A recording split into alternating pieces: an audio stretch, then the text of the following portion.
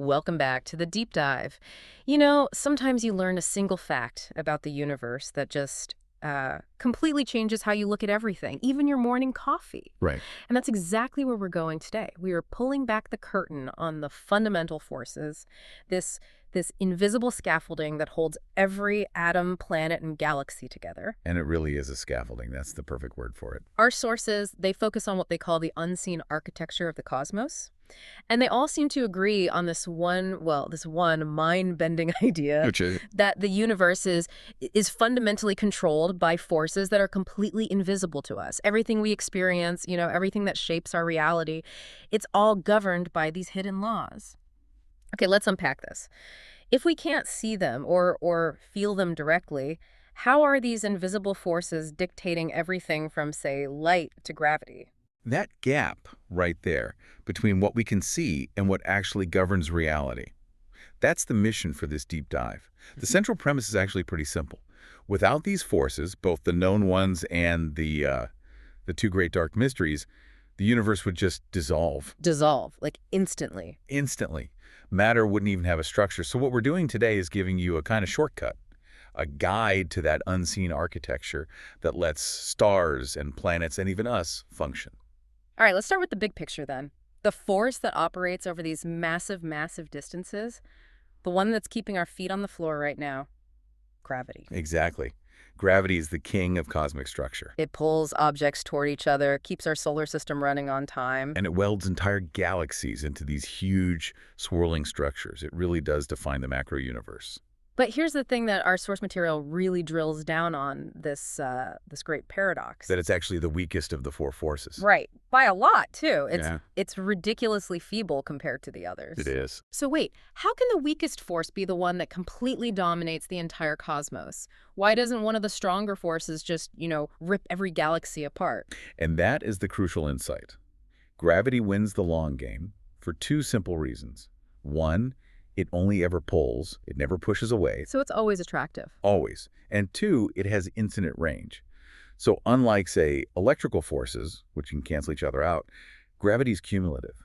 Every single particle in the universe adds its little bit of pull. So over trillions of miles. Over trillions of miles, that tiny, weak pull from everything, everywhere, adds up to become this irresistible cosmic strength. It's quantity over quality, really. That makes perfect sense. It's like the constant drip of water carving a canyon. A perfect analogy. So if gravity is managing the huge distances, what about our immediate reality? Why atoms stick together, why light works, why you can even listen to us right now. Now you're talking about electromagnetism, Or EM. right? EM is the star of our everyday lives. It's responsible for light, electricity, magnetism, And what basically all of chemistry. every single chemical reaction.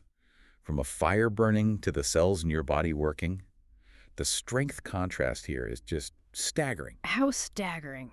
The electromagnetic force is something like 10 to the power of 36 times stronger than gravity.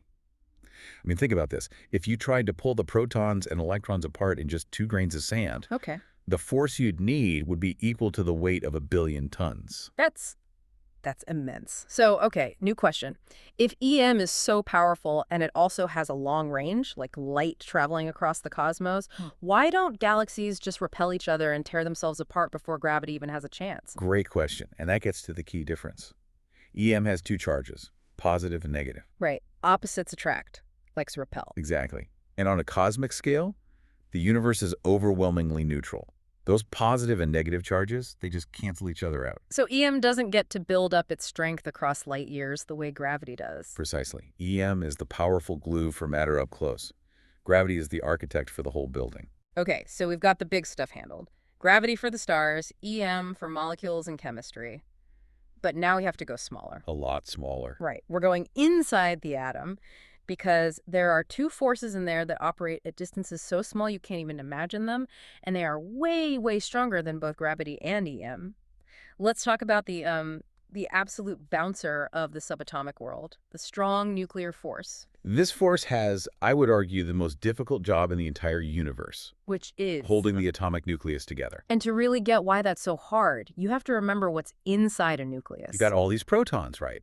And they're all positively charged, Yeah. crammed together. And as we just said, electromagnetism dictates that those charges should just violently repel each other. Violently is the right word. The repulsive force between two protons in a nucleus is just incredible. So the strong force is literally fighting that massive repulsion from EM. It's not just fighting it, it's crushing it. At that tiny, tiny scale, the strong force is roughly 100 times stronger than the electromagnetic force. It's the only reason atomic structure can even exist. So if you could just flip a switch and turn it off for a second. Every single atom in the universe would instantly explode. All that pent-up electromagnetic repulsion would be released, and poof. Just a soup of protons and A neutrons. very hot, very boring soup. Okay, so let's get into the mechanics. How does it actually do this? We're not just talking about some vague glue. What's the mechanism? The exchange particles are called gluons. They literally glue the quarks together to make protons and neutrons, and they also bind those particles together in the nucleus. But if it's so powerful, why don't we feel it? Why doesn't it affect me picking up this cup of coffee? It's all about the range.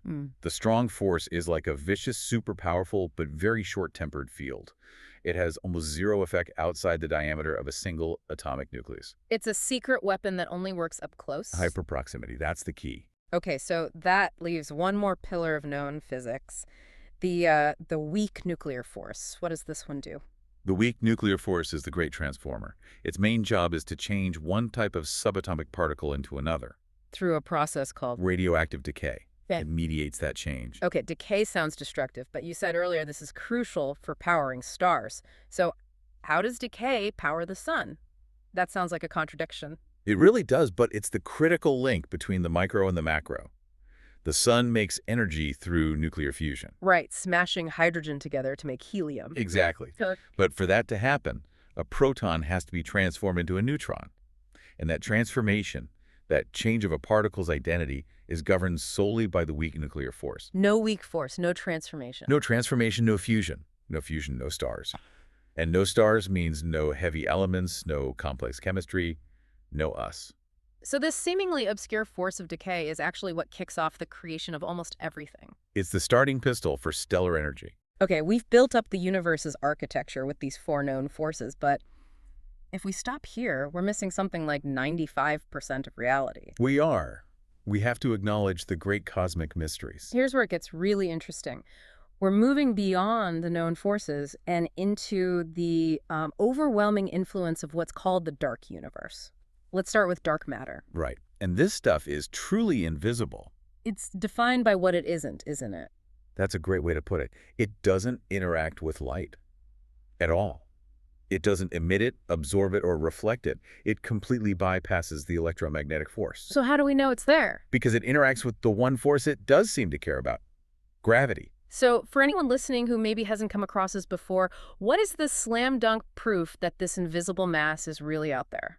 The biggest piece of evidence is something called galaxy rotation curves. Okay. If you measure the mass of a galaxy based only on what you can see, the stars, the gas, the dust, that visible mass isn't nearly enough to hold it together. What do you mean? The stars on the outer edges are spinning way too fast. Based on the visible matter, they should just fly off into space. But they don't. They don't, which led to this radical conclusion. There must be a huge, invisible halo of extra mass surrounding the galaxy, provided the extra gravity needed to hold it all together. And that's dark matter. That is dark matter. And our sources mention another key piece of evidence, right? Something that lets us almost weigh the unseen mass. Gravitational lensing, yes. Einstein's theory tells us that massive objects warp space-time. Light from distant objects has to bend as it passes by. Like a giant cosmic magnifying glass. Exactly. And when we look at huge clusters of galaxies, the light from behind them is bent and distorted far more than the visible matter can account for. We are literally seeing light being warped by the gravity of something we can't see. The scale of this is just. It's startling. Current estimates say this unseen stuff makes up, what, about 85% of all the matter in the universe? That's right. So everything we see, you, me, the Earth, the stars, it's just the 15% sliver, the tip of the iceberg floating in a sea of invisible mass. That is humbling. It certainly is. It means the entire gravitational structure of our universe was built by something we have yet to actually identify. Okay, so if dark matter is the unseen anchor holding things together, there's also an unseen and sort of opposite push. dark energy. The great antagonist, yeah. This discovery really turned cosmology on its head a few decades ago. I mean, everyone just assumed gravity would be slowing the universe's expansion down. Of course, that's what gravity does. It pulls. It should act like a brake. But the observations were clear. The expansion isn't slowing down at all, it's speeding up. Which means there has to be some unknown energy, some kind of force, with immense power that's actively pushing space itself apart. And that's dark energy. That is what we call dark energy. And it is by far the biggest piece of the cosmic pie. About 68% of everything in the universe. So how does it work? What is it? That is the big problem. We don't really have a solid theory for it yet. The sources explore a few ideas. One is that it could be the cosmological constant. The thing Einstein called his biggest blunder? The very same. The idea is that it's just an inherent energy that exists in empty space itself. So as space expands, you get more empty space, which means you get more dark energy, which fuels more expansion. It's a feedback loop. A cosmic feedback loop. So it isn't a force in the traditional sense, like one thing pushing another. It's a property of the vacuum. Precisely. That's a concept that's, well, it's almost too abstract to really grasp. Yeah. And this leads to the biggest, most fundamental question we have if we connect it to the bigger picture. Dark energy is the single greatest unknown driving the universe's ultimate fate. It's destiny. Exactly. Yeah. If this acceleration continues, it could lead to something called the Big Rip, where the expansion becomes so powerful it tears galaxies apart, then solar systems, then us, then the very atoms we're made of. Wow. We have gone on an incredible journey here. We started with the weakness of gravity, dominating the macro world, all the way to the crushing strength of the strong force, and then this. The silent, invisible power of the dark components that make up most of everything. It's true. It's a reminder that the visible reality we all live in is profoundly shallow. The chair you're sitting on, the device you're listening on, it's all governed by this complex, layered architecture that we can't perceive at all. And this is where the scientific method is so powerful.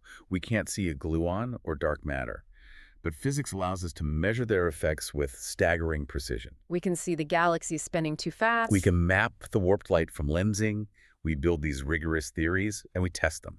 So the key takeaway for you, listening, is that while you may never interact with these forces directly, they are the essential, balanced architecture of your existence. That balance point is fascinating. Our sources talk about how it took this incredibly precise calibration of these forces for atoms to even form in the first place. It's the ultimate Goldilocks scenario. If the strong force were just a little weaker, nuclei would fly apart. If the weak force were a little stronger, stars wouldn't work the way they do. The visible world works because the invisible world is just right. It's incredible to think about. This whole immense structure depends on these invisible tensions, the powerful, short-range forces battling it out inside the atom. And the massive, weak pull of gravity battling the universal accelerating push of dark energy. It's a universe of tensions. That's what the source material leaves us with. This idea that the universe is not just full of objects, but full of these constant invisible interactions and balances operating completely beyond our perception. So what does this all mean for you? If our entire reality is constantly being defined by this struggle between the known and the unknown, this tension between the 5% we see and the 95% we can only measure, what fundamental assumption about the visible world, the reality you can touch and see right now, might we need to question next?